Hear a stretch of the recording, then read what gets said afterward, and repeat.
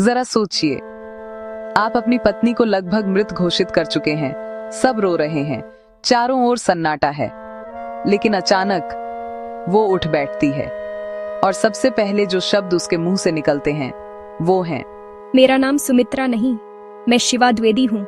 हाँ, एक ऐसी औरत जो 2 महीने पहले किसी और गांव में मरी जा चुकी थी, अब किसी और के शरीर में जिंदा थी। ये कोई फिल्म नहीं, ये भारत की सबसे रहस्यमयी सच्ची घटना है।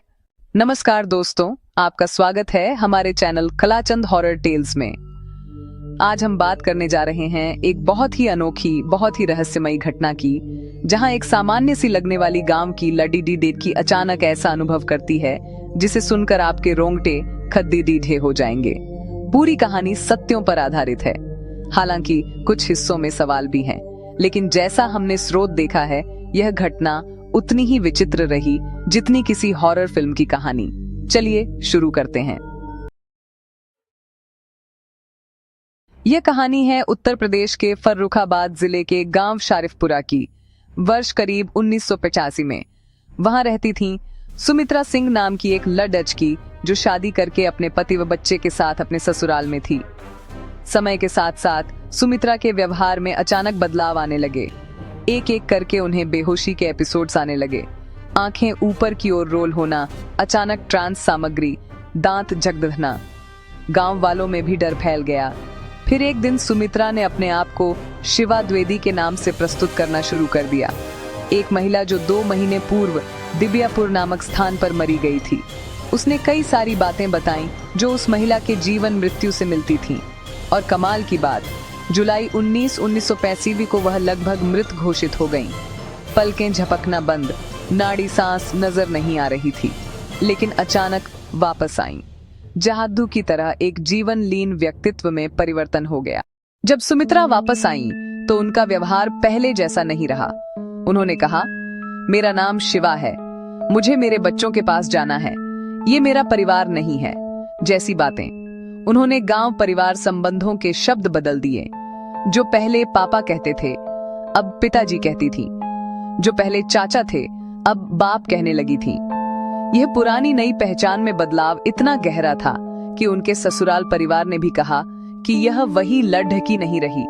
शोधकर्ताओं ने पाया कि उन्होंने उन लोगों को पहचान लिया जो उस मृत महिला शिवा के जीवन में थे। नाम, पता, संबंध, घटनाएं कुछ कुछ सही पाईं। यह सब उस घटना को और रहस्यमयी बना देता है। यह कहानी इसलिए हॉरर टाइप की लगती है क्योंकि इसमें सिर्फ भूत बावट नहीं, पहचान ह्रास, मृत घोषित होना और अचानक जीवन लीन हो जाना जैसे तत्व हैं।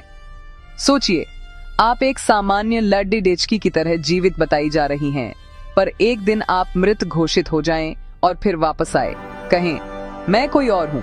ऐसी स्थिति में डर, भय, विषम मानसिक स्थिति और सामाजिक उलझनें होती हैं, और यही हमारी चैनल के लिए इंटरेक्शन व्यूअर से सीधा जुड़ने वाला हिस्सा है।